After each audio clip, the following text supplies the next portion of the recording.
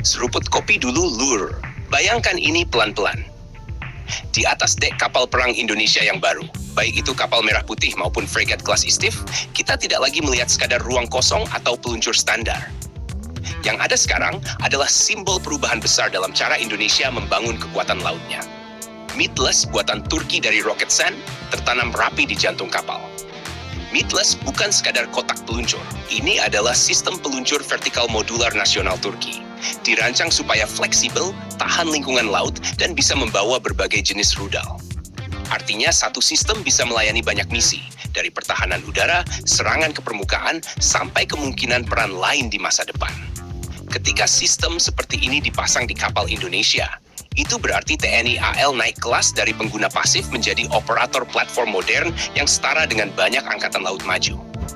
Yang menarik, Roketsan sendiri sudah mengonfirmasi bahwa kerjasama ini bukan sekadar jual beli. Mereka tidak hanya menawarkan Midlas ke Indonesia, tetapi juga Khan dan integrasi rudal Atmaka ke kapal-kapal kita. Atmaka adalah rudal anti kapal buatan Turki yang dirancang untuk menantang dominasi Harpoon dan Exocet. Ketika Atmaka masuk ke ekosistem kapal Indonesia, daya gentar kita di laut meningkat signifikan, terutama di perairan sempit seperti Selat Malaka atau Laut Natuna. Di kapal merah putih, produksi PT PAL, Midlas bisa menjadi inti dari konsep pertahanan berlapis. Bayangkan kombinasi radar modern, sensor elektrooptik, dan peluncur vertikal yang siap meluncurkan rudal dalam hitungan detik. Musuh tidak lagi berhadapan dengan kapal patroli biasa, tetapi dengan form yang mampu bertahan dan menyerang dari jarak jauh. Ini mengubah kalkulasi siapapun yang berniat mengusik kedaulatan laut Indonesia. Sementara itu pada fregat kelas Istif, yang lahir dari kerjasama Indonesia dan Turki, Midlas terasa lebih alami.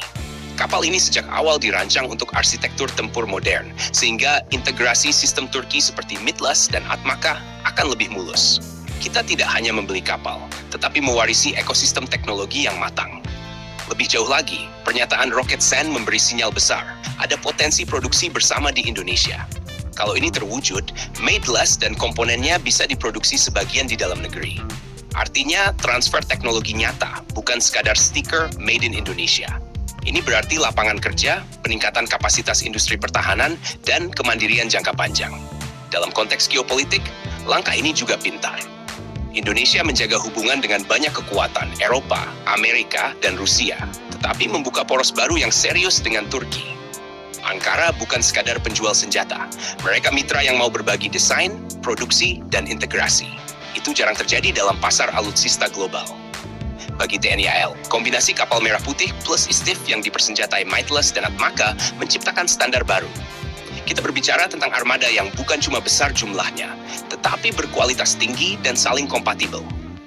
Logistik lebih sederhana, pelatihan lebih terstandar, dan interoperabilitas meningkat. Secara strategis, ini memberi Indonesia 3 keuntungan. Pertama, deterrence atau daya gentar meningkat tanpa harus berteriak-teriak. Kedua, kemampuan pertahanan berlapis makin solid.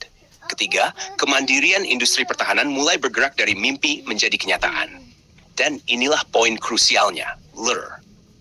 Midlas di kapal Indonesia bukan akhir cerita, ini justru awal.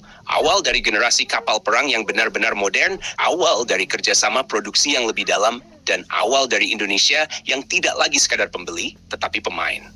Jadi ketika kalian melihat kotak-kotak peluncur itu di dek kapal, jangan anggap remeh. Disitulah masa depan kekuatan maritim Indonesia sedang dibangun.